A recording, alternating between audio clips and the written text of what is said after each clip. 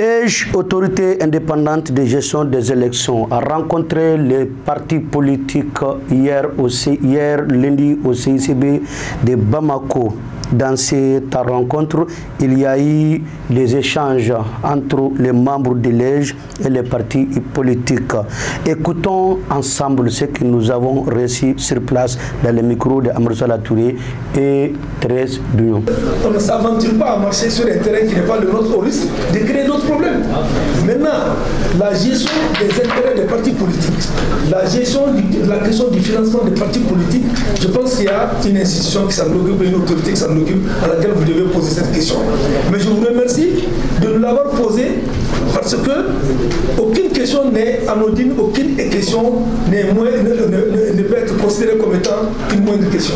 Tout est important et nous l'écoutons avec une oreille attentive. Nous n'hésiterons pas aussi. Nous attendons le résultat, qu'ils soient libérés. S'ils étaient libérés, ils seraient là aujourd'hui. On dit, mais libérez-les aujourd'hui, demain vous convoquez une réunion de l'EJ, ils seront là. Mais ça fait 11 présidents de partis politiques qui sont absents de l'EJ par la faute du gouvernement, par abus de pouvoir et d'autorité du gouvernement. C'est ce que nous sommes venus dénoncer et nous en avons fait un préalable pour participer à toute activité qui concernerait des débats sur les élections, etc. etc. Mais certains pensent que vous êtes en train de faire des chantages à l'EJ. Bon, on pourra. Nous faisons même. Nous savons que l'EJ ne peut même pas décider. Nous ne faisons aucun chantage à l'EJ.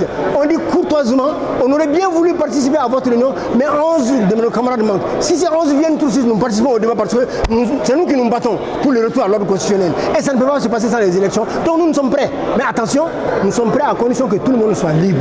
Nous avons 11 camarades qui sont en prison. S'ils ne sont pas libérés, considérez que nous ne sommes pas là. C'est aussi simple que cela. Organiser avec célérité cette rencontre des partis politiques, parce que nous savons que la levée de l'interdiction des activités, c'était mercredi passé tout près. Donc ça a été très rapide d'organiser vraiment cette rencontre. On vous remercie. Et ce que nous avez dit sur 1 an et demi, c'est que vous êtes installés, vous avez doté vos structures, vous avez commencé à travailler sur le fichier électoral, sur beaucoup de tableaux. Et ça veut dire que le travail a commencé avec efficacité parce que c'est d'abord à partir de ces documents-là qu'on peut faire une meilleure organisation. Il y a 2 petits points sur lesquels moi je vais vous poser des questions. Le premier point, c'est l'encadrement juridique des élections et nous savons qu'avec la nouvelle constitution et la nouvelle loi électorale, il y a des choses qu'il faut changer. La constitution amène d'abord des modifications dans la loi électorale. Ces modifications ne sont pas faites encore. Et on ne sait pas au niveau de l'élection des députés quelle va être la circonscription électorale. Ça va être la région, ça va être le cercle, on ne sait pas. Et les sénateurs sont choisis comment? Tout ça, ça joue sur votre organisation matérielle des élections. Donc c'est important de les avoir le plus rapidement que possible. Le deuxième point, nous avions un cadre de concertation avec le ministre de l'aménagement territorial. Et après votre création, normalement, c'est ce cadre-là qui s'y est. Mais est-ce que les deux sont maintenus ou bien on va continuer avec celui-là? Vers les élections. Nous voulons que ce petit pas devienne grand, mais pour qu'il devienne grand, il faut qu'il soit assez inclusif. Et pour qu'il soit assez inclusif, il faut que les grands partis puissent participer à ce type de rencontres. Et il ne peut pas le faire si certains de leurs dirigeants sont détenus injustement par le rapport à la reprise des activités du cadre de concertation. Tellement qu'on était pressé que nous avons même écrit à l'EJ à travers une correspondance pour demander audience. Cette lettre est restée sans suite, on ne sait pas pourquoi.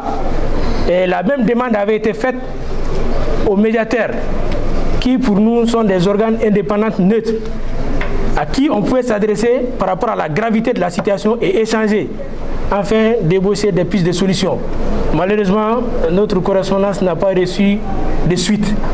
C'est mardi le 16 7e mois 2024. Les énergies renouvelables ont fait une rencontre avec les OEC, les organisations de la société civile dans le cadre des énergies renouvelables. Suivons ensemble les interventions dans le micro de Amadou Sala Touré. Lors de cet atelier, il s'agira spécifiquement de procéder à une revue des différentes politiques et stratégies nationales, soutenant la promotion des énergies renouvelables pour une meilleure maîtrise des politiques pour les OSC. Faire un focus sur les potentialités et les opportunités pour la mise en place des solutions durables. Permettre aux OSC de découvrir et d'échanger autour des initiatives privées, publiques en matière de vulgarisation des technologies adaptées au contexte local. Et enfin, réfléchir sur les stratégies d'implication et de mobilisation davantage et de mobiliser davantage les OSC en faveur des énergies renouvelables. Mesdames et messieurs, lors de ce séminaire d'échange, vous aurez droit à des exposés, des communications, des débats, discussions et des travaux de groupe, de réflexion et d'analyse. Chers participants, je ne doute pas de votre engagement et de votre sens de partage.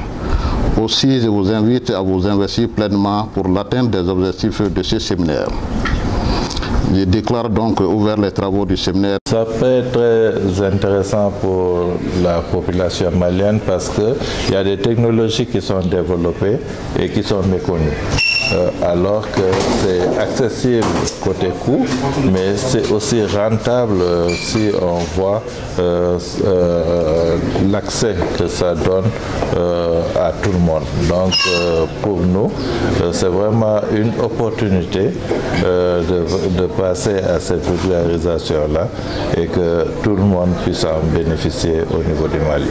Partager ici, donc nous avons appelé plusieurs promoteurs qui sont là, qui vont présenter leur expérience et nous allons profiter de cette expérience-là pour voir comment aussi nous, en tant qu'OSC, on peut aider à la vulgarisation de ces technologies-là pour que toutes les populations puissent accéder à une énergie renouvelable de qualité. Vous informons que ce soir, le mardi 16 juillet 2024, les membres de l'EJ seront devant les organisations de la société civile pour les informer sur la situation des élections au Mali ainsi que tout ce qui concerne des fichiers électoraux et tout ce qui peut rentrer dans le cadre des élections au Mali.